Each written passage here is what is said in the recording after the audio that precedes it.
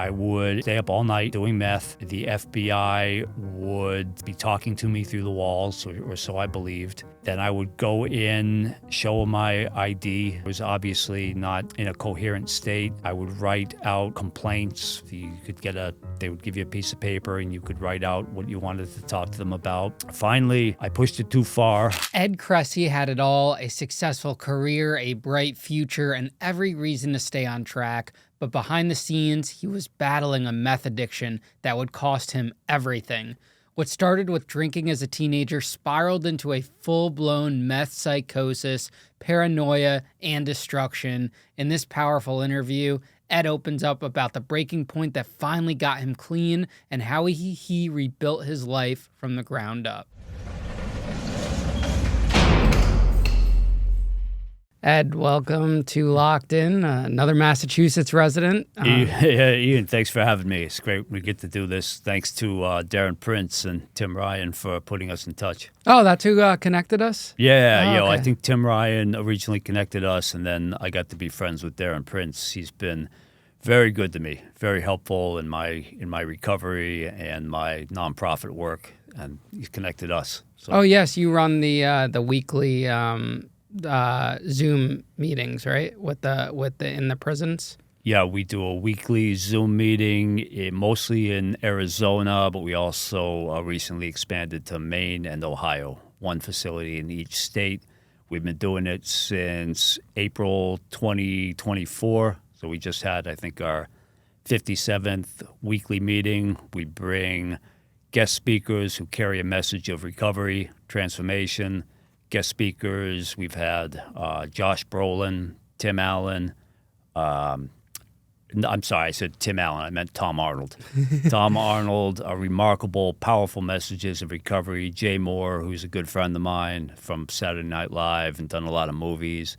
Tim Ryan, of course, and many others who are advocates for recovery, criminal justice reform. We had the director of the state of Arizona, Department of Corrections, speak for us.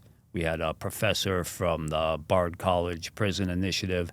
So we get these remarkable guest speakers to come in and deliver powerful messages.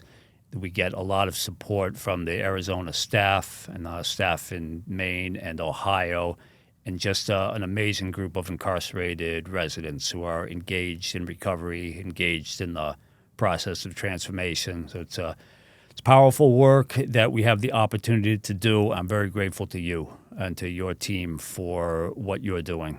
You're showing the world that it's possible to turn one's life around. And what most impresses me about your work is how you form partnerships with law enforcement and corrections. You've had people on your show from the corrections realm.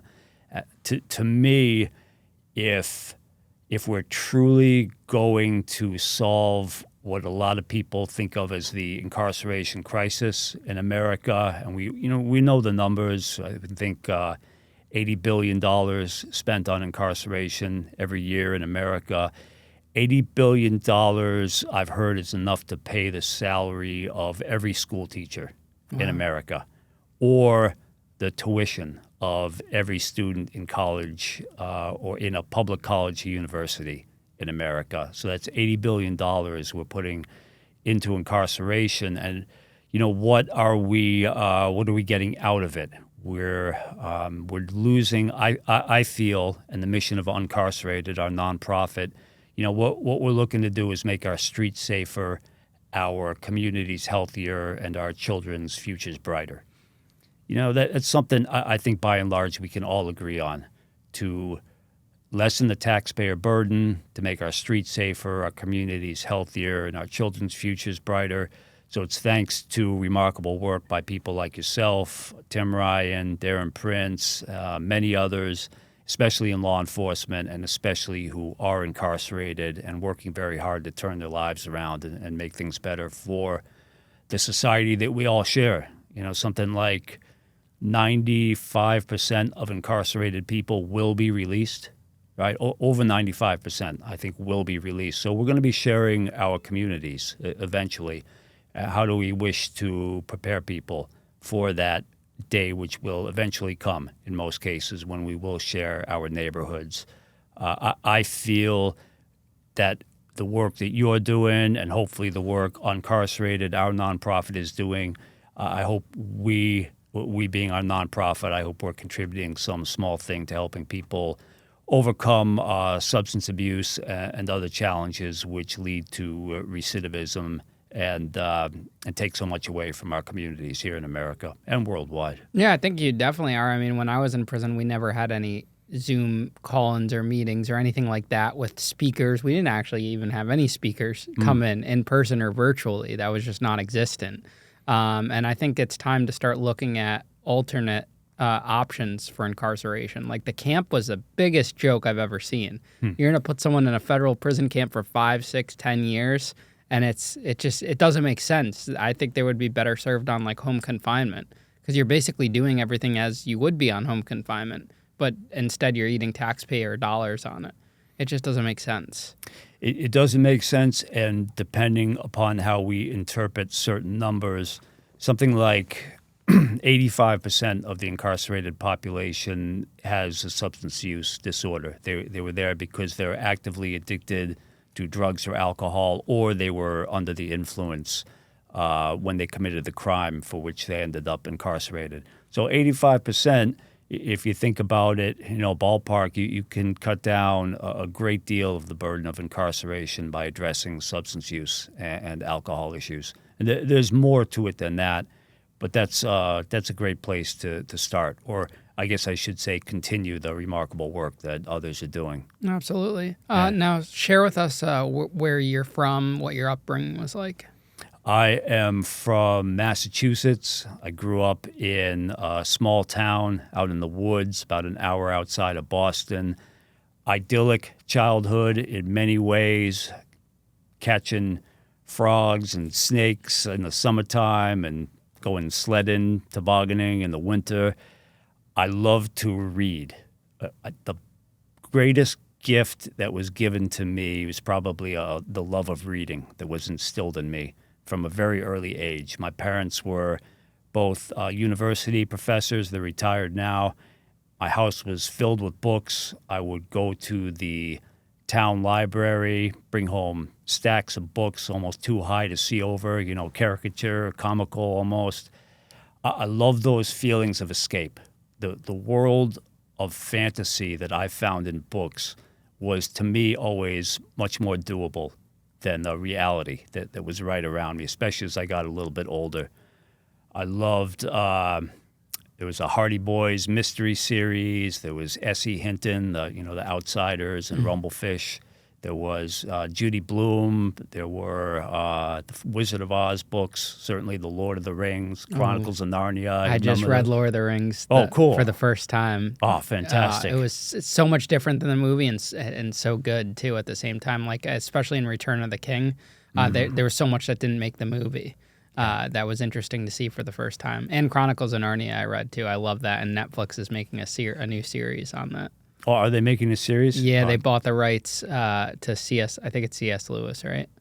C.S. Lewis. Yes, and so they're redoing all of the movies and putting it into a TV show, which is cool. Oh, fantastic. Yeah. That'll be great. Yeah, those are great books. Great books, yeah. And the world's, just the escape, the fantasy and the themes of ordinary people doing extraordinary things, solving mysteries, finding answers within them. In the case of the Wizard of Oz, what they're looking for out there, ultimately they find within them.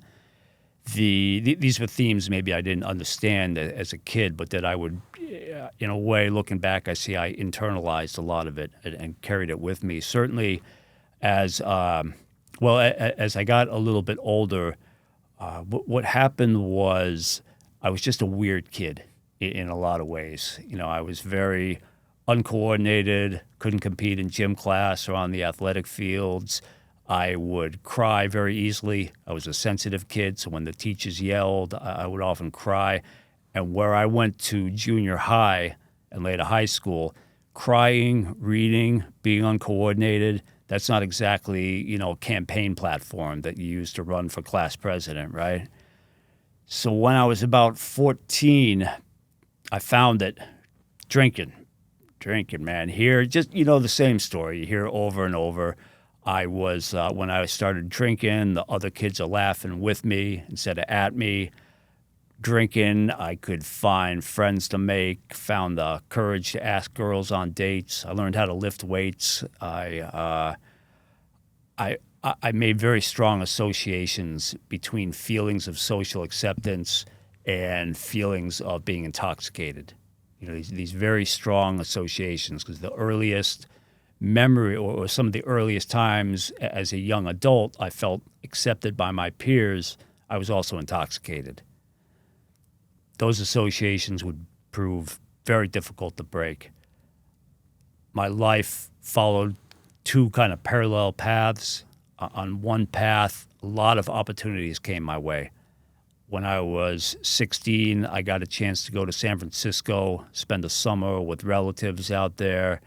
When I was 17, I left high school a year early, started going to college in San Francisco, owned a home, had a professional career with a very successful biotech firm.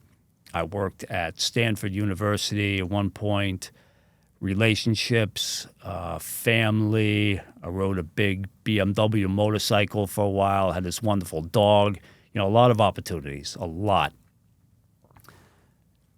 On that parallel path, binge drinking, blackout drinking from age 16, followed by very heavy cocaine, marijuana, ecstasy, and for the final devastating 11 years of my addiction, methamphetamine. I was a meth addict for 11 years. I took all that stuff I mentioned, the home, the career, the motorcycle, the life savings, the relationships. I took all of it, put it in a glass pipe, smoked it away. I ended up destitute for years, deep in methamphetamine psychosis, hearing the disembodied voices. The FBI was following me in an invisible stealth bomber with my family and friends and former employers all on board, beaming the voices into my, in my delusions. I don't think the FBI was really up there. They might have been, but it was the psychosis. I used to go to the FBI office and high on meth. I would go there and I would submit paperwork saying, "Dear FBI, please stop following me. Please help me find out who is following me." What had happened was, if we back up a little bit, my life had become sort of a seesaw in the year 2000. In the year 2000, I had that job with a biotech firm that I mentioned. I tried to, I did what a lot of us do when we're struggling with addiction, is I put on this, I constructed this facade of a person who works out all the time. So I did a lot of Muay Thai, which is like kickboxing. Yeah, I've heard of it, yeah. All right, yeah. So I would do a lot of Muay Thai. I would compete. I was never any good because I was very cowardly and just didn't respect the sport. But I would train a lot in Muay Thai, compete as an amateur, work at the biotech job, then binge on the weekends using the meth and the Budweiser tall boys and the bong hits. So yeah, I could strike that balance for a while, for years even. I could, because it was a lie. The lie I told myself was, hey, people that train in Muay Thai, people that hold down 9-to-5 jobs, people that ride a motorcycle and spend time with their family, those people aren't addicted. That an addict doesn't do those things. Therefore, if I do those things, I must not be addicted. It was a lie that I sold myself. It was much easier, therefore, to sell that same lie to other people and keep that addiction buried, keep people from finding out, because I believed it myself. That seesaw, that was something I could balance. In 2000, I got a chance to go to Bangkok to train with some of the professional Muay Thai fighters there. I was not a professional, far from it. Spent a few days, a couple of weeks in Bangkok, staying at what they call a camp. This is where the pro fighters, they train full-time. For me, it was like a fantasy camp. And I had a friend named Tariq. He was a guy I met there. He was my roommate, my friend. He was Muslim. He was from France. So we hung out for a little while, Tariq and I, in Bangkok. Then I went back to the States, and I stopped using meth every weekend. Started using it every day. I started using meth after work every day. Then I was using meth before work every day. Then during work. Then instead of work. That was my progression. What happened was I found out that Tariq, the guy from Bangkok, my friend, my roommate, he had actually been a 9/11 hijacker. What? He'd been a 9/11 hijacker, but moreover, he had been an undercover counterterrorism operative who had been embedded within the hijacker teams. And therefore, I knew something about this cover-up conspiracy, and the FBI was out to neutralize me. You get the point. We can go on and on and on. This is all my methamphetamine. It was fake. He wasn't a real hijacker. It could have been real. I mean, when I look at pictures of Tariq and I look at the hijacker, even to this day, to be honest, because I quit meth in 2007, but the after effects linger on. Even to this day, I'll entertain beliefs about FBI, CIA interest in my life. The point is that thanks to a lot of help, thanks to a spiritual path, I was able to overcome these mental health challenges as a result of the meth psychosis and do something to bring benefit and bring value to the world around me. That thanks to a lot of help. But I spent years, before that day came in 2007, I spent years in the state of psychosis, deeply believing everything I told you about Tariq and the FBI and the invisible stealth bombers. I didn't just think all of this was true. I believed it. As sure as we're sitting in this room, I believe there was an FBI conspiracy. Going to the FBI office, I finally bounced in and out of county jail, a couple of months in county jail, locked up in a psych ward. Stripped naked by the sheriff's department out in San Francisco because I had broken into my relative's home to steal for meth money, then refused to cooperate with the arresting officers, demanding instead an audience with the FBI due to my counterterrorism, top secret agent status. The point is I was out there. I was so far out there on meth, in psychosis, yet, again, thanks to a lot of help, was able to turn my life around. If I can do it, I feel others. I've seen others, and many people have come back from far worse than where I was at to do much greater things than I've ever done or probably ever will do. So hope is there's hope. There's hope. Did your parents have any addiction issues, alcohol issues, anything like that? Not really. No, it never ran in my family. Mental health, perhaps. Yet, it didn't. No, it really wasn't part of my family or part of my upbringing. Meaning, I wasn't exposed to alcoholism in the home. Was it common for teenagers to drink alcohol back then? It was in my town. Yeah, it was a small town out in Massachusetts. Great town, beautiful place. I live there now. I live in the same home that I grew up in. Wonderful people. Natural beauty is remarkable. For a kid of, at least back then in the 1980s, for a kid of 14, 15, 16, the idyllic nature of a small town becomes this crushing sense of boredom, at least for me, where I was at with my mistaken beliefs about life when I was a teenager. To me, it was just a very boring place not because of the place, but because of me. I didn't have self-confidence. I didn't believe in myself.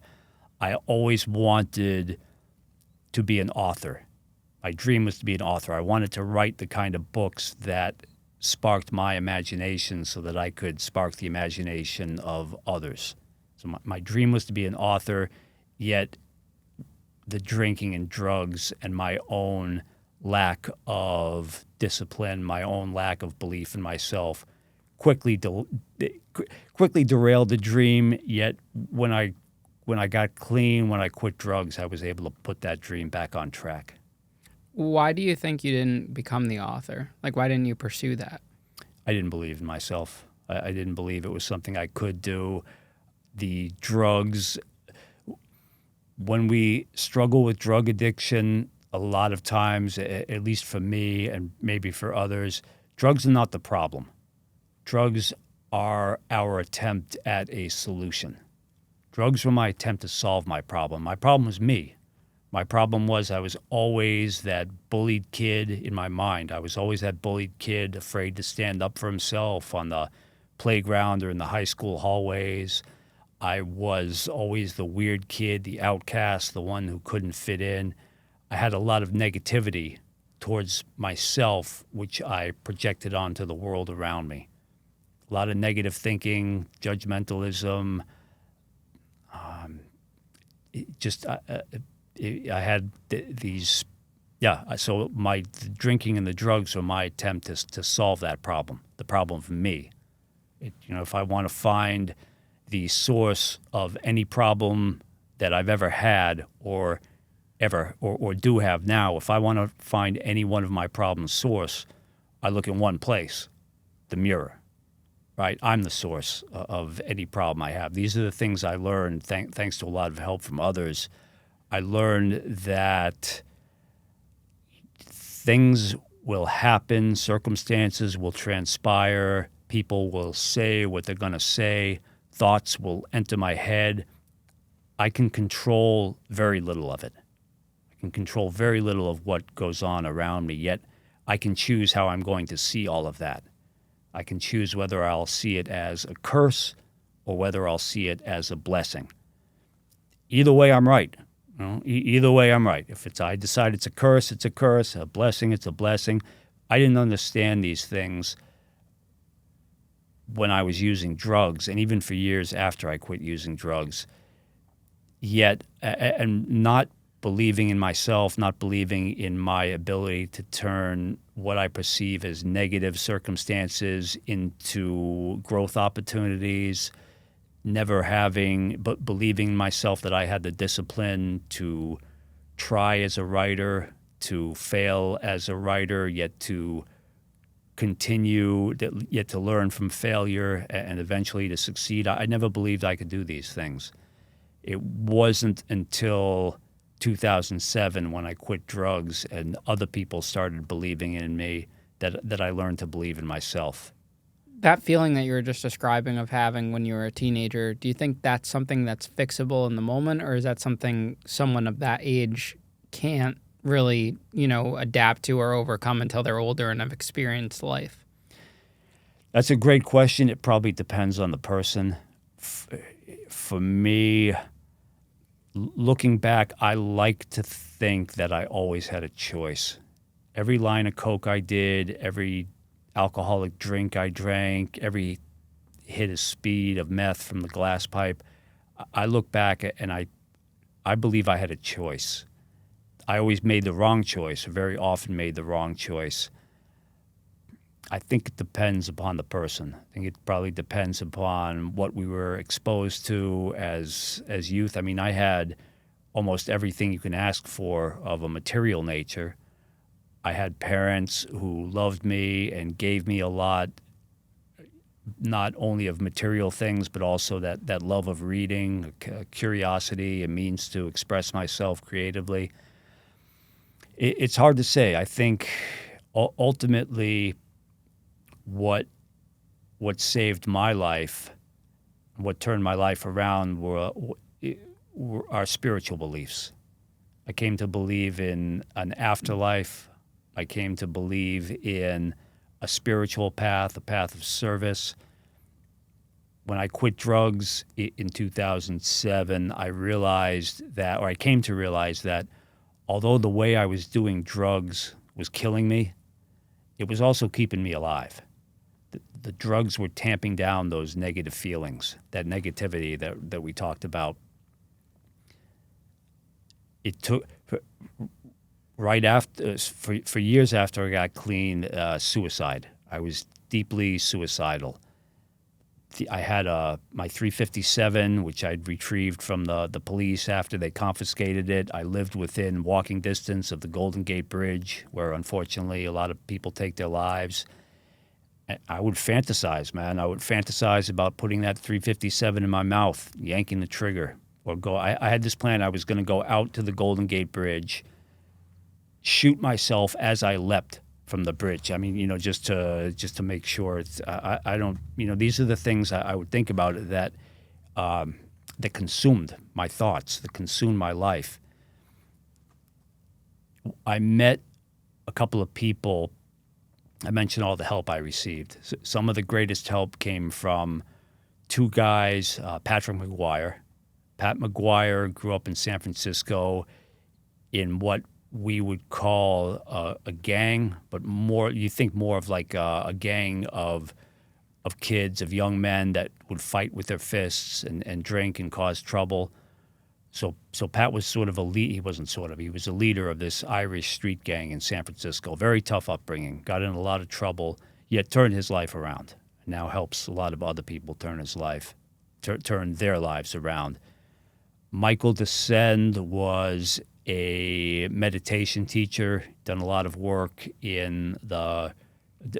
service in the prison environment, and also a lot of work in Zen monasteries, a lot of meditative type of work. Michael and Pat instilled in me a belief that there was an afterlife, that if I took my life, if I committed suicide, I would have to go backwards through many lifetimes. It's funny, I'm looking over your shoulder, and I guess right here, there's Mike Tyson.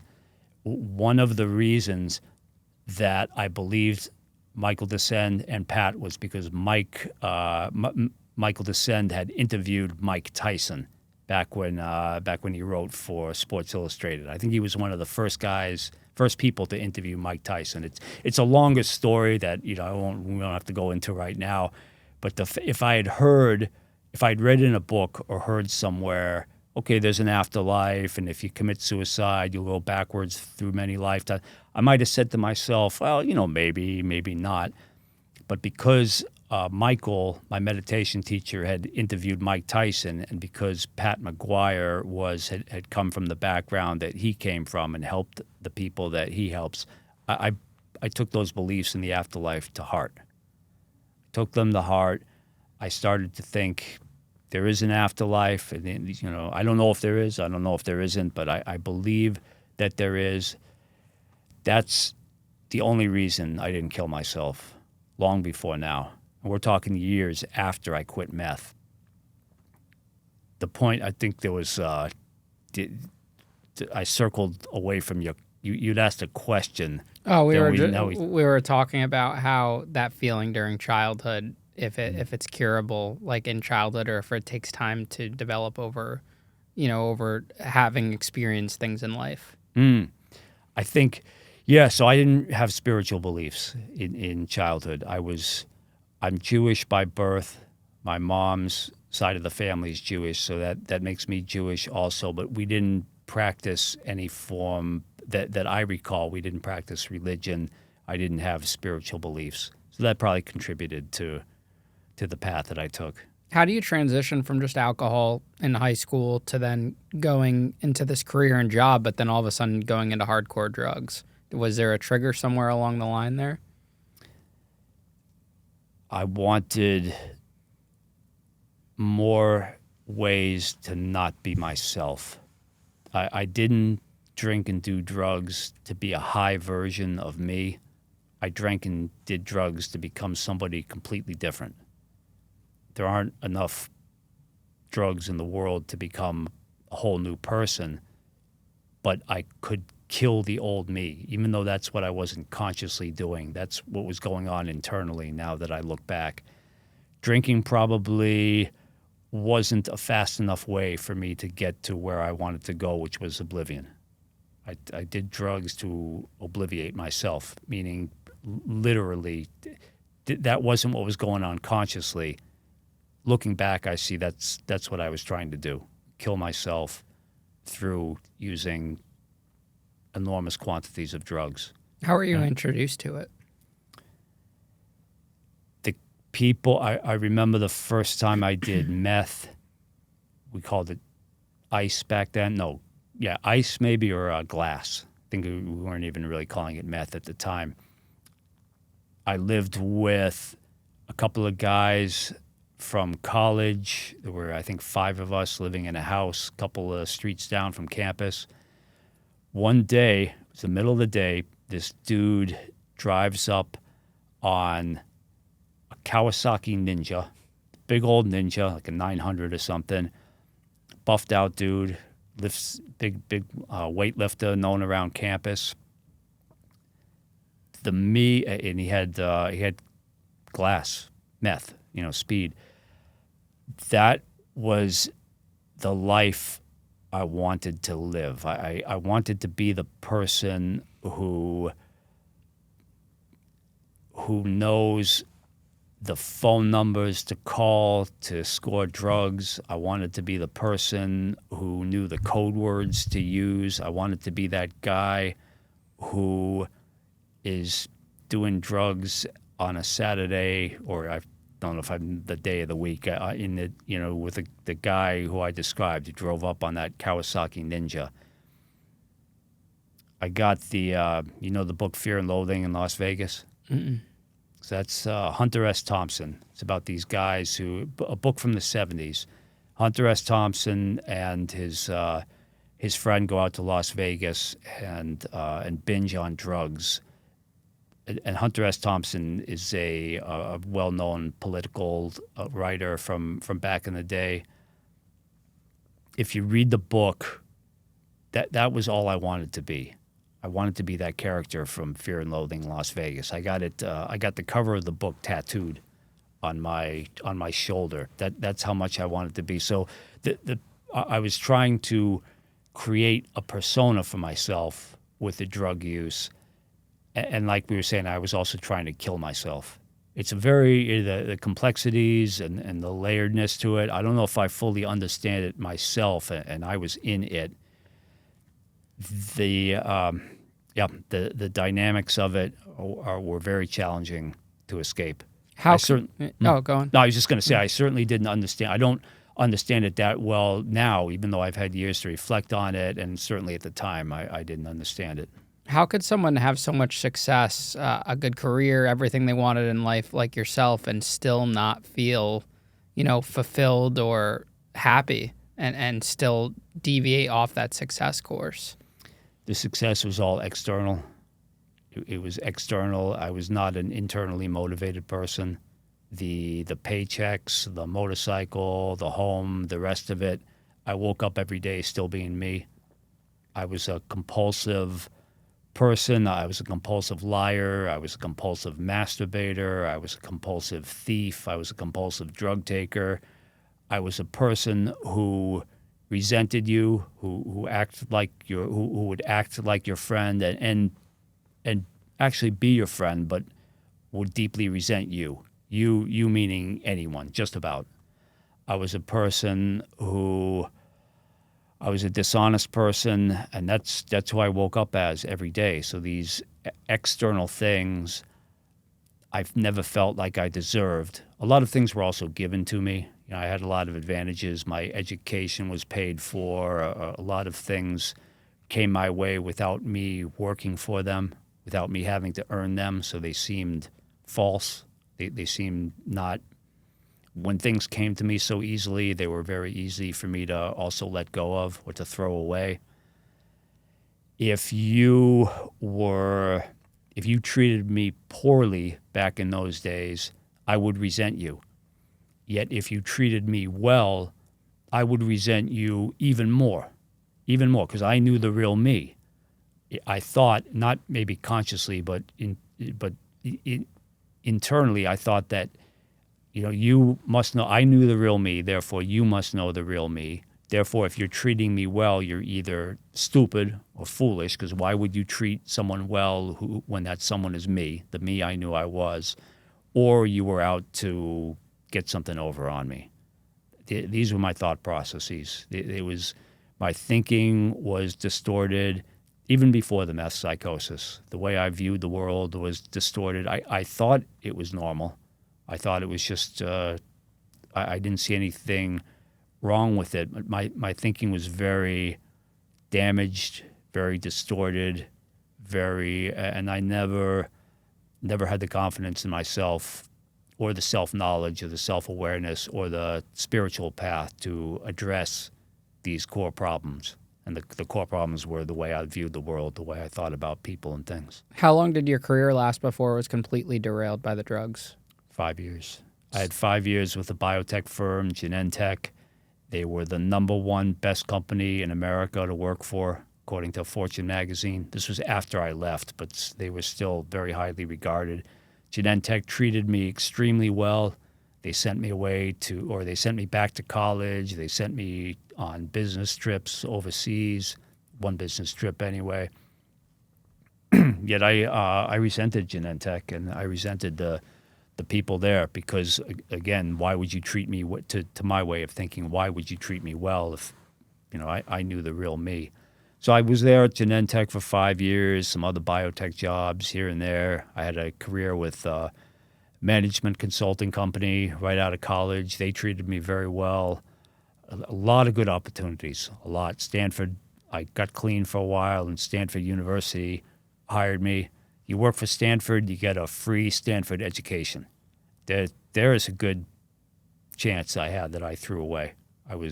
Stanford has this very unfair rule that Stanford will not let you stay home smoking meth and not show up to work. They're, draconian, man.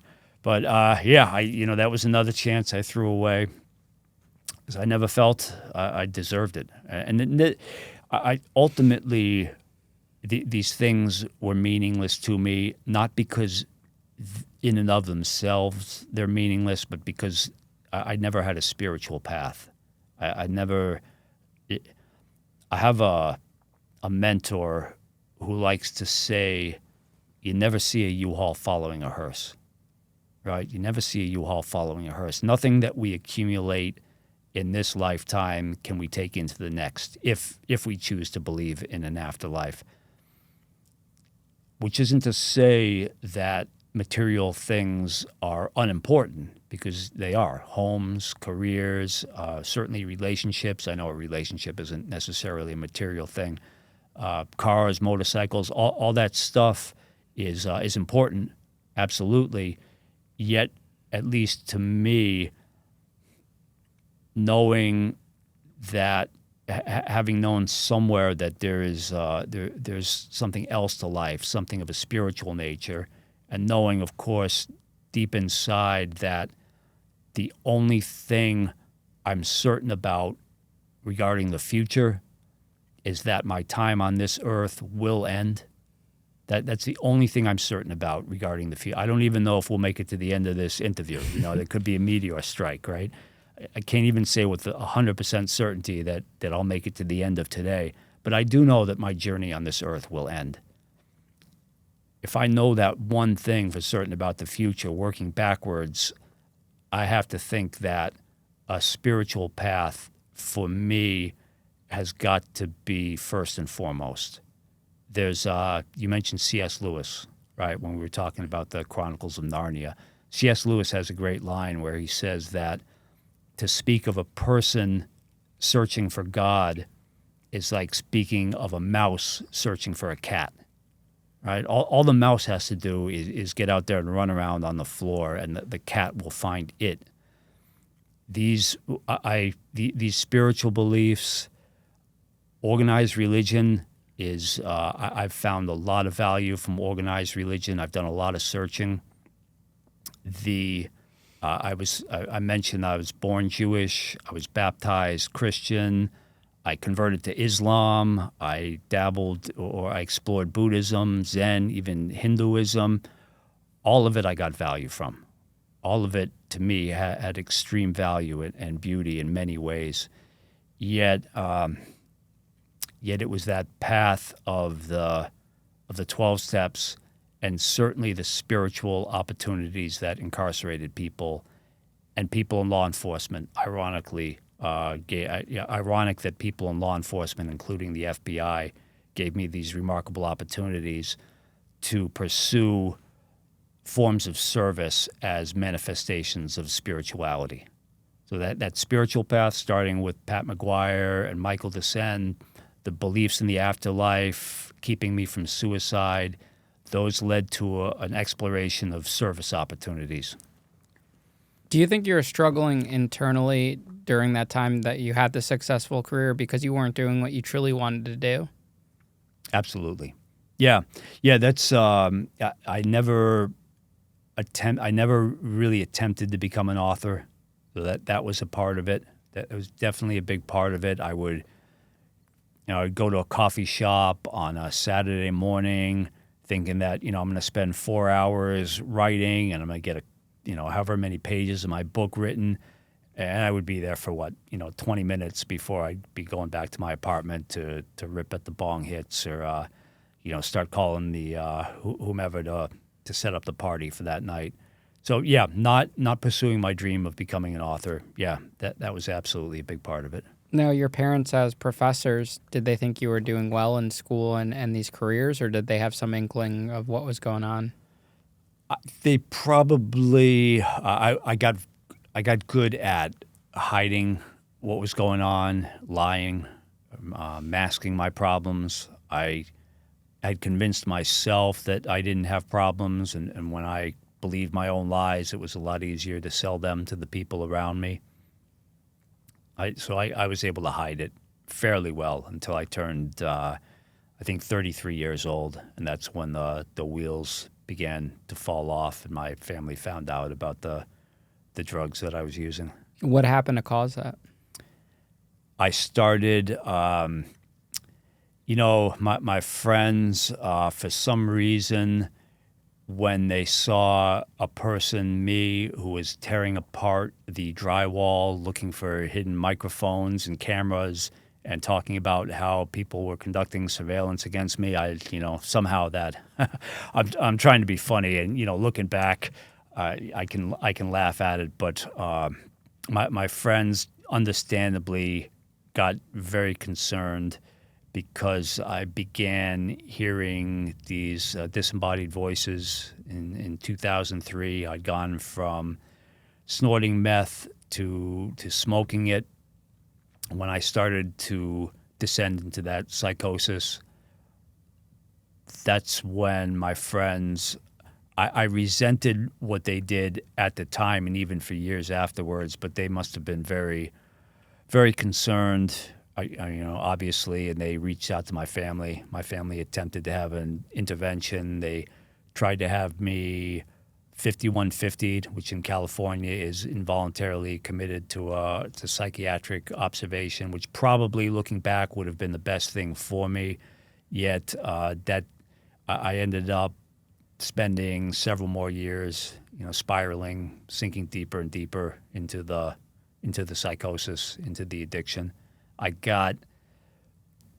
It contributed to my, it didn't contribute. I contributed to my paranoia by repeating my poor choices. I made more and more poor choices to solve my problems with drugs. All the people who loved me, and there were many, many such people, I pushed them away. The people who tried to help me, I pushed away. I isolated, spent all my money in strip clubs, on meth. I would buy guitars and smash them in fits of rage, buy stereo equipment and rip it apart looking for cameras and microphones. At that point, despite all the help that my family and friends tried to give me, and they tried to give me a lot of help, I was not at a point where, unless I made my own decision to honestly seek help and to do the hard work required to transform that help into a form of recovery, which thankfully I was able to end up doing because I got a lot of assistance. Until I made that decision, there was very little my family and friends or anyone else could do, despite the fact that they tried, and they tried very hard. Tell us about meth psychosis and what that was for you. Meth psychosis is, for me, is hearing a voice that's as real as I hear your voice right now. The voice sounds exactly like you. The voice is telling me, it's a disembodied voice. Hey, Ed, I'm Ian Bick. You know me. You were on we recorded an interview, but I work for the FBI, and we know that you, Ed, had something to do with 9/11, and this is your voice talking to me constantly. And then your voice goes away, and in comes my mom's voice. And then my mom's voice goes away, and my dad's voice. And this is consistent through the course of every waking moment of every day. These disembodied voices. Then I would see the things. When I used to rip apart the walls looking for the cameras and the microphones, I found them.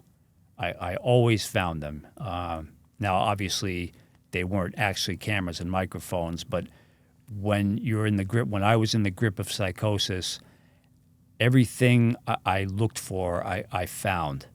In a larger sense, that kind of turned out to be a lesson in life, because it applied to a spiritual path. If I'm looking for spirituality, I find what I'm looking for.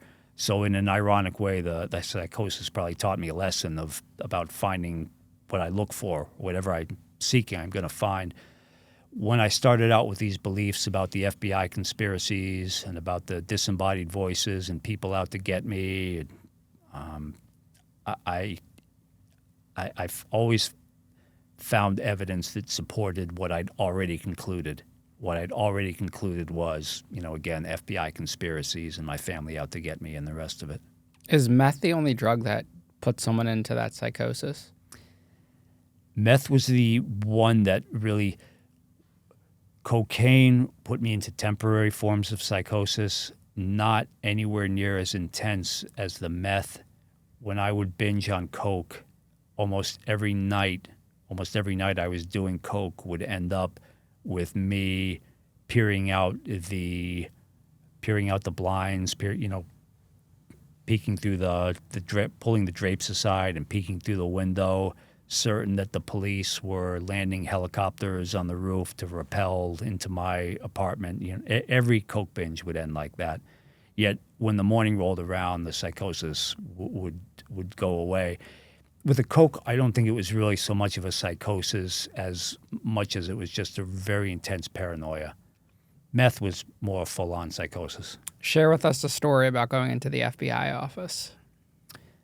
I'd stay up all night doing meth. The FBI would be talking to me through the walls, or so I believed. Then I would go in, show them my ID. This was back in the day when you could still go to the FBI office. I don't think you can do that anymore after 9/11. So this was after 9/11. I think they changed things, but at that time in San Francisco, I could still go into the FBI office. They would, they treated me. They, as I recall, they always treated me respectfully. I was obviously not in a coherent state. I would write out complaints. They would give you a piece of paper and you could write out what you wanted to talk to them about. Finally, I pushed it too far. One day I'd gone in to the FBI several times. There was a warrant out for my arrest. I had been arrested for, trespassing. I'd failed to show up for a court appearance. The judge put a bench warrant out for my arrest. The FBI arrested me for failure to appear in court, right? But looking back, it represents a much greater failure on my part. I utterly failed to serve society in light of all the advantages society gave me, in light of the college education, the economic advantages I had. So much was given to me, yet I ended up, like we've been talking about, high on meth at the FBI offices, written complaints, please stop following me. I wish I could say that after the FBI arrested me, I turned my life around that day. It took several more years. It took at least another year or a couple of years. I'm extremely grateful to the FBI. They gave me a chance. They gave me a second chance. So I wasn't simply some dude sitting by himself in an apartment with conspiracy theories. I was that. The FBI, they knew who I was. I showed them my ID. I put my name on the forms they arrested me. I ended up in 2019 receiving an award from the director of the FBI. The director of the FBI recognized me with his Community Service Award. I was one of 57 Americans to be honored for my work to help reduce recidivism in the San Francisco Bay Area. By no means was I recognized with that award because I'm some great person or because I'm some heroic, far from it. You've heard my story. The FBI gave me a second chance. They put me through their Citizens Academy, which is a program that allows community leaders, such as I was given the opportunity to do through volunteer work and through other help that I received. We had the chance to interact with FBI people, to learn about their work, to dispel myths about the FBI, to understand, and so much to their credit, to understand the mistakes that the FBI has made, or mistakes that were made in the name of law enforcement, that the FBI has remedied in many ways, and the efforts they're making to their ongoing efforts to further improve their service to Americans. And they gave me a second chance. Some guy high on meth going to the FBI offices, getting to meet the FBI director years later and receive an award, that to me speaks to the power of second chances. That's a powerful testimony to what we can do, we as a society can do when we give formerly incarcerated people and people overcoming addiction second chances. What were some of your lowest moments during the peak of your meth addiction? Getting arrested. I'd broken into my relative's home, the same relatives who took me in when I was 16 years old and first moved out to San Francisco. I'd broken into their home to steal for meth money, which I did. I accomplished my goal. The next day, I'd smoked all the meth. I repeated the process. The police were called. That's when I was stripped naked by the sheriff's deputies, and I was put in a padded cell. They call it a safety cell for 24-hour observation. A sheriff's deputy bangs on the door every so often, and I'm supposed to say something to let them know that I'm okay. That was one of the low points, and I was very resentful towards and angry at those sheriff's deputies. I tried to sue the sheriff's department for having stripped me naked and put me in that safety cell. Yet today, I'm grateful to those sheriff's deputies because I realized that had I never smoked meth, no one would have stripped me naked and put me in a safety cell, right? If I trace the problem back far enough, I'm at the source. That goes for every problem I've ever had, really. Instead of suing the sheriff's department, today, now I work with sheriff's departments and departments of corrections who give me opportunities to go into prisons and tell my story in hopes that my story might help others in some small way, the way that so many people helped me. Once you lost your jobs because of your addiction, how are you supporting your addiction financially? I know you said breaking into places, stealing, but were there other methods? Cheating welfare. We had, what's it called? Food stamps. There's another name for it, but fraudulently obtaining city services in San Francisco, stealing, very low-level drug dealing, holding jobs. I worked for the Larry Flint's Hustler Club for a little while out in San Francisco. They treated me very well. They gave me an opportunity, but I would show up high, drunk, steal from them. I would get these jobs for a little while. People would give me a chance, and I would make them pay for it, so to speak. You know, I repeated that cycle for years, and this is how. If I was, basically cheating, lying, stealing. Did you move around a lot? Like, did you feel like you had to leave San Francisco, or was all of those years just spent there? Almost all the years were spent in San Francisco. I lived in Palo Alto for a brief while when I worked for Stanford, but most of the time I got clean in San Francisco, and almost all of my drinking and using was in San Francisco. What happened in 2007 that forced you to get clean? There was, I hadn't showered or brushed my teeth in months. I lived in this little hotel room above a strip club that I hadn't paid the rent on in weeks, months probably. In my hotel room, there was a little sink in the corner where I would ash my cigarettes, wash my clothes, and urinate.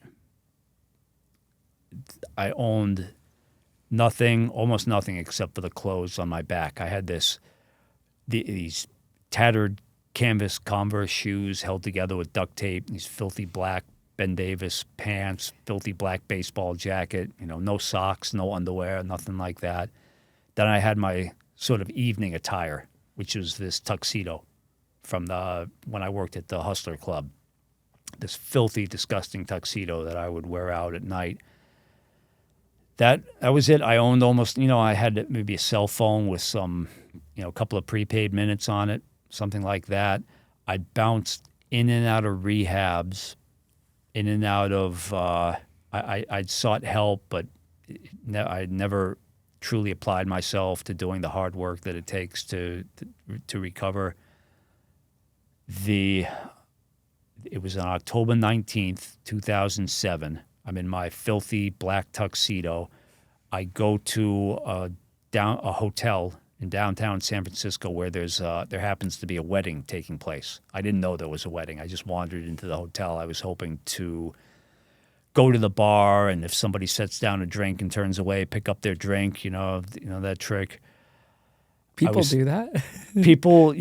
I mostly read about it in books. I did it once that I recall, but yeah, that's a trick that you hear about. At this wedding in October 2007, I'm standing at the threshold to a ballroom where the reception is taking place.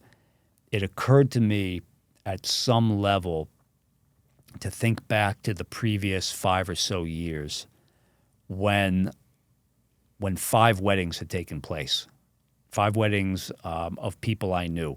And these were really 10 of my closest friends. So in the years leading up to when I quit drugs, 5 weddings had taken place, 10 of my closest friends.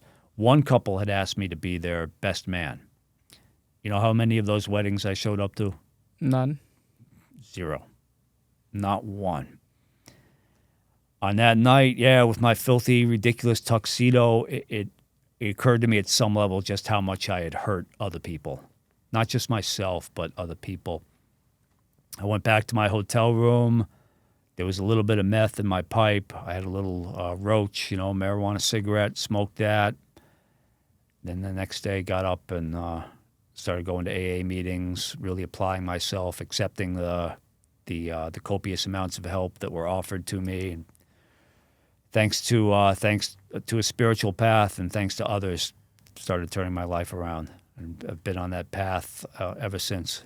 I always find it so interesting that individuals like yourself go through years and years of addiction, loss, suffering, failure, rock bottom, and then there's always just this one moment that seems so small, but it's so monumental where they're able to just have that revelation to turn everything around after all the storm that's behind them.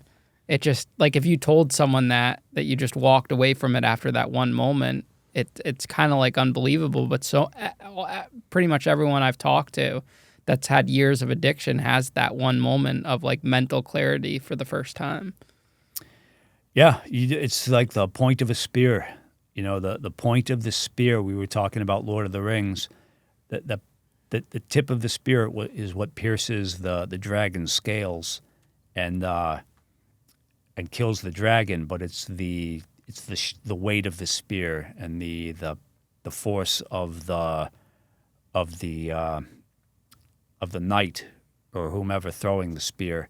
I guess that night in October for me was like that tip of the spear, and there was the efforts I'd made before, maybe, but more so the efforts that other people had made to try to help me. So some of it just came to a head on that day in October 2007, and all the help that people had tried to give me turned out not to be completely in vain, despite the fact that I hurt so many people. Eventually, the help that they put out there, it took hold. It did something, and just like you said, I made that decision. That, what do they call it? The aha moment. Mm-hmm. Yeah. During that recovery process, how long did it take for you to actually feel like, okay, I'm not going back to my old life? There's no relapse in sight. The drugs, pretty quickly. I realized very, very early on that I wasn't going to go back to drugs. The mental health to this day is still especially the depression, the anxiety, the negative thinking. Certainly, negative thinking for much of my life until very recently has been a very challenging. I never took medication. It's just, I took some what you would call psychiatric meds, small doses not for that long, and they were helpful. They were helpful, but for the large part, psychiatric meds were just not for me. I'm not saying it's right or wrong for anybody else, but for me, it was not my path. I got a lot, and I still to this day get a lot out of meditation. I was taught to meditate by Michael Descend and Pat McGuire, who I mentioned. The path, certainly, of service. I was shown a path of volunteering. Starting early on in my recovery, I began volunteering for the Red Cross, the fire department, the police departments in service to incarcerated people, understanding that I have value because I can do some small thing to bring value to other people's lives through volunteering. And finally, I achieved that dream of being a writer. I wrote thousands of pages. Most of it will never be read, and rightfully so, because they were the efforts of a person learning, teaching himself a craft of writing. Eventually, I published a few articles in the Washington Post. To be honest, I'm not that happy with the Washington Post articles. The people at the Post were great. My editor, I feel that the value of those Washington Post articles is that they advocate for people. They're not of the quality that I like to think. I look back and say, that's not really I wasn't really being true to myself when I wrote those articles. Although they're good enough, I feel, mostly because of the quality of the editor at the Post. Yet, what's most important to me, and this supersedes my own egotism or whatever I attach to my writing, my articles advocate for people in recovery. My articles advocate for people overcoming histories of incarceration. That's what I'm proud of, not the Washington Post. It's cool, it's great. I'm very grateful and happy I was able to do it, but it's the advocacy, that path of advocacy that was shown to me. I wrote a book. The book is called My Addiction and Recovery. Not the most creative title, maybe, but it tells the story It's a story that, sort of what we've been talking about here. I wrote the book. We published it in April 2000. And in my mind, probably it was going to be made into a movie. It was going to be a bestseller, people lining up to see me do a book reading probably these were the thoughts that were going through my head. Yet we know in April 2020, we had the pandemic. What had happened was in 2014, I was working for a biotech company. I'd been off drugs 7 years, something like that. Biotech company treated me very well. I was getting paid the equivalent of a six-figure salary. Great people to work for, yet I was miserable. I was just miserable. I would sit at that office, thinking about suicide. Thinking about I wasn't going to actually take my life again because of the spiritual beliefs. In 2014, I found a path that led me to volunteering inside of prisons and inside of jails. I volunteered and worked for a nonprofit called The Five Ventures. Hope it's okay to say the name. Of course, yeah. Thanks. And The Five Ventures, as well as a related organization with some people from The Five Ventures called Hustle 2.0, they gave me the chance to go inside prisons, including places like Pelican Bay up in Northern California. I spent about 6 days volunteering in Pelican Bay State Prison, another 6 days in High Desert State Prison. I'd done a lot of Toastmasters, the public speaking organization. I was very afraid of public speaking. I knew that if I was really going to achieve in life what I wanted to achieve, I had to overcome my fears. So I got involved in Toastmasters and then was helped to deliver a lot of speeches to improve myself.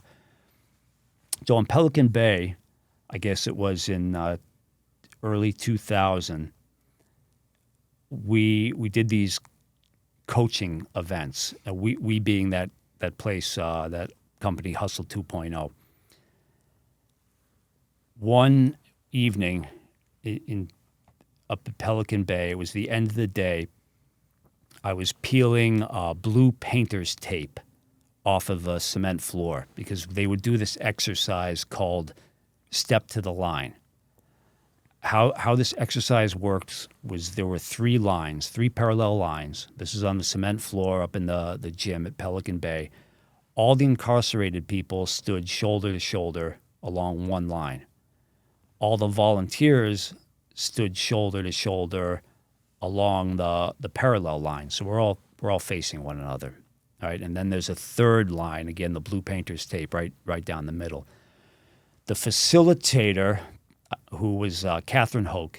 Catherine started the Five Ventures and has done remarkable work in service to incarcerated people, transforming their lives through entrepreneurism and employment. Catherine would say something like, she would make a statement. And if the statement were true, you would step to that line, that line in the middle, right? So Catherine started saying something like, or started with statements like, I enjoy hip-hop music. So many volunteers and many incarcerated people would step forward because that was true for them. And Kat would say something like, I'm a natural-born hustler. And a lot of people would step to that center line. I did not. I'm not a natural-born hustler, and I never was. As the exercise progressed, Kat would say things like, I heard gunshots in my neighborhood. I lost a family member, a close friend, to addiction or violent crime. For these types of statements, almost all of the incarcerated people would step forward. She would make other statements like, I grew up in a home with more than 50 books. I graduated college. And when she made those statements, almost everyone from the volunteer side, and the volunteers, these were business executives, they were entrepreneurs, these were successful people. So you could see very clearly how circumstances from the incarcerated person's life differed from those circumstances from people like me, right? You could see that very clearly because of the number of people that were stepping to that center line. We go through that exercise. I always like to stay late, to show up early to events, to help where I can. So someone's got to peel those blue painter's tape lines off of the cement floor, right? And that was my job. I'm peeling. You ever try to peel blue painter's tape off a cement floor after people have been trampling on it for now? Floor, no. It's impossible, man. You peel a little bit and then it breaks and you got to lean over and start again. I was thinking about how when I owned at one of the depths of my meth addiction, I used to do a lot of painting, and I would use this blue painter's tape. I would paint the inside of the home I owned at the time. At the time, I had this dog. I know I'm jumping around a lot, but the story has a powerful conclusion for me keep anyway, going, hopefully for your audience. Keep going. So, when I'm at Pelican Bay, I'm thinking back to when I painted my home, and I had this dog, this beautiful dog, incredibly smart, a wonderful companion. Yet, I would mistreat this dog. One of the things I'm most deeply ashamed of from my addiction was how I would treat this beautiful dog. I took this water gun at times. I had one of those big water guns, the kind, and I would shoot the dog when he would disobey me. I would shoot him with the water. Now, to try and be fair to myself, when I was a little kid, I lost a dog. He got run over right in front of me. I was riding my bike and on this country road, so there was some trauma associated with that.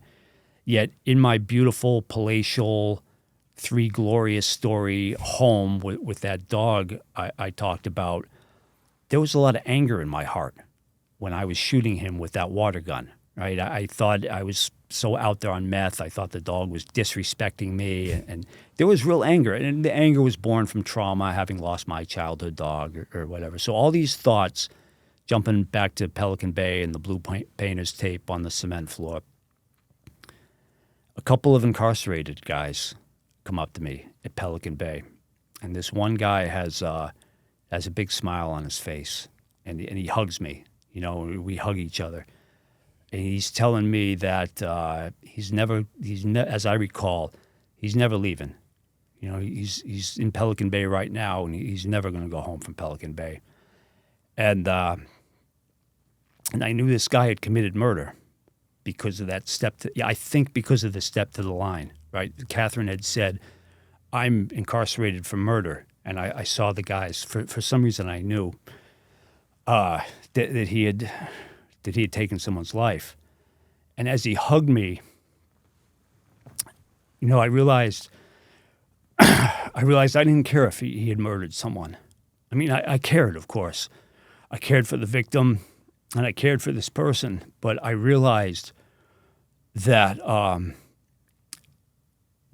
The anger that he was me and I was him, because the anger I had when I was shooting that dog with the water gun, had I not been born, and it's very important to me that this is my story only, right? I don't mean to say that this should be true for anybody else, but I learned from that guy in Pelican Bay and from the many other incarcerated people that I've been given the opportunity to be of service to, that, and again, my story only, had I not been given certain unfair advantages in life, what I think of as unfair, and let's face it, the color of my skin is an advantage in our society for my socioeconomic background, and it can't be said enough that I'm not trying to say that anybody who's white and from a privileged background, but this is my story.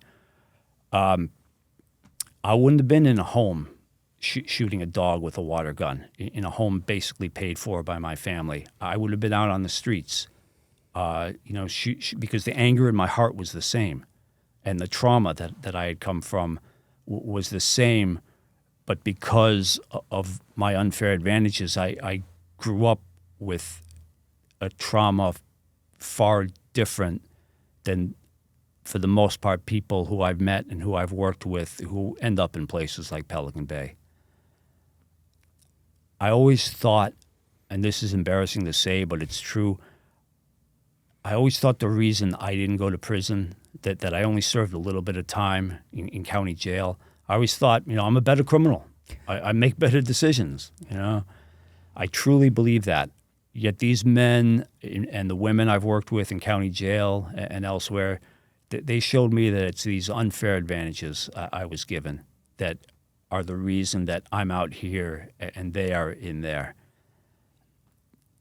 These beliefs, again, it sounds obvious to say, but for me it's different when you live it, and I had the chance to live it.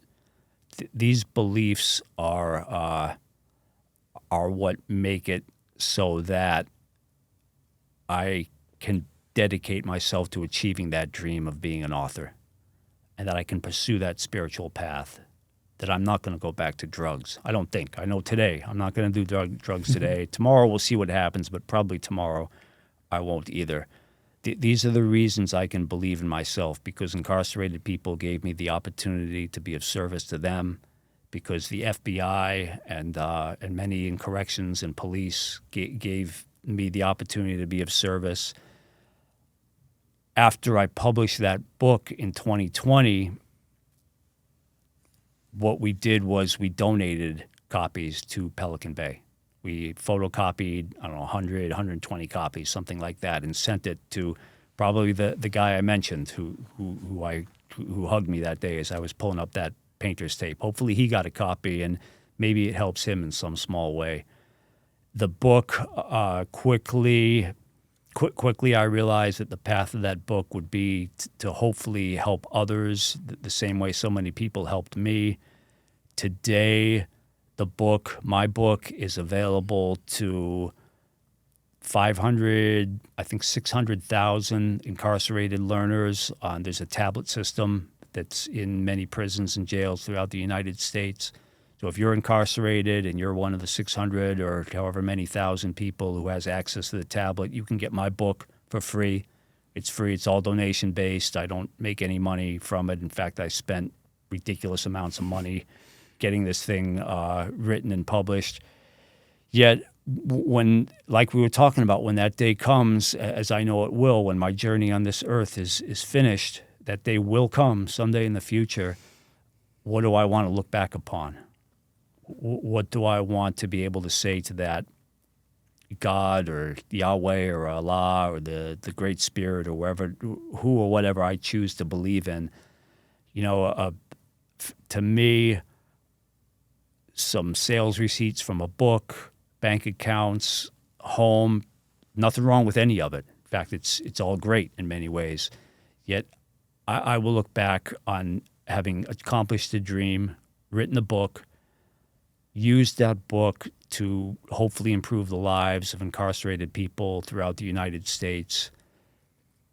That to me makes my life a life worth living. That to me is a spiritual path of service, and it's all thanks to people who helped me despite the many, many reasons I gave them to give up on me. Do you think building the community you have now is what you were kind of searching for as a teenager? Probably. Trying to fit in and build or have some sense of community? Yeah, probably doing something to bring good to the world around me in light of all the good I got from the world. Yeah, build community. That's a great way to put it. How do you make amends with the people that you hurt along the way that you were referencing throughout your story? There's the 12 steps. They have an amends-making process. So I worked with sponsors and others. I learned how to go to people and say that I was never I was not the best brother. I was not the best cousin. I was not the best friend.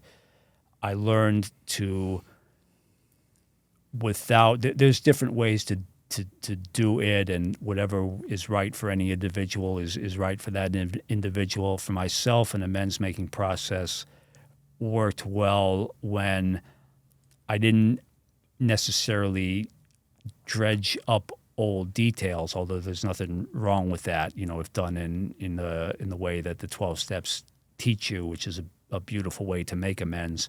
for me, I like to move right to the part where, Ian, if I had harmed you in some way, hey, Ian, I wasn't the best friend, but the good news is that you're really helping me by allowing me to express these sentiments.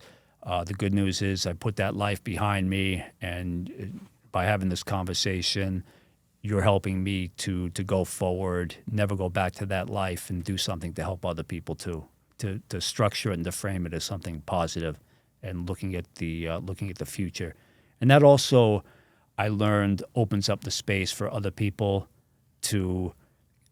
One of my mentors taught me that very rarely is anyone 100% right or 100% wrong.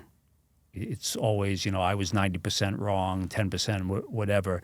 By making the amends, it opens up the space for somebody else to say, hey, there's two sides to the story, and here's what my part was. That's, of course, not the objective of making amends, but it does open up that space, creates for stronger bonds, stronger connections with family, stronger connections with friends. So it's a beautiful process.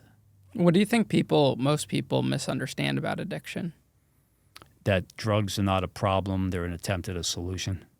It's probably different for every addicted person, but that's what I most misunderstood about my addiction, and I believe that it's probably it's a common misunderstanding. Yeah, we're using drugs to solve our problems, and without, I always would think that I would tell myself, hey, you know what?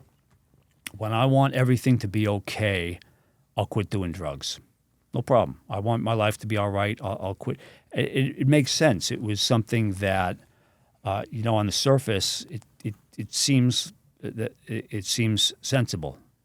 Drugs are the problem. I'll quit drugs. Things will be okay. Yet every time I quit drugs, things got worse. Because I was still me. I had that hold, that negativity, that judgmentalism, the negative thinking. The drugs were tamping it all down. I could bury my problems under that solution, quote unquote solution, the ultimately false solution of drugs.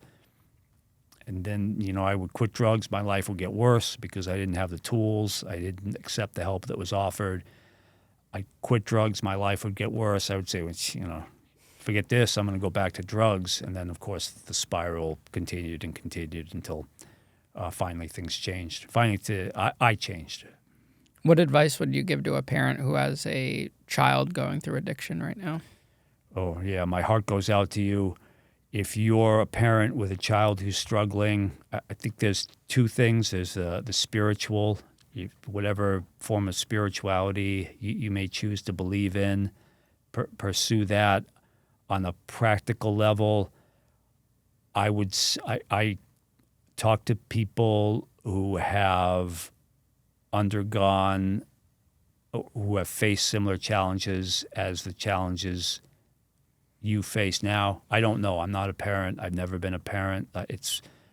So I don't know. I've never tried to help a son or a daughter who's struggling because I've never had a son or a daughter. Seek out people who have done what you're trying to do, who are experiencing or have experienced what you're experiencing now.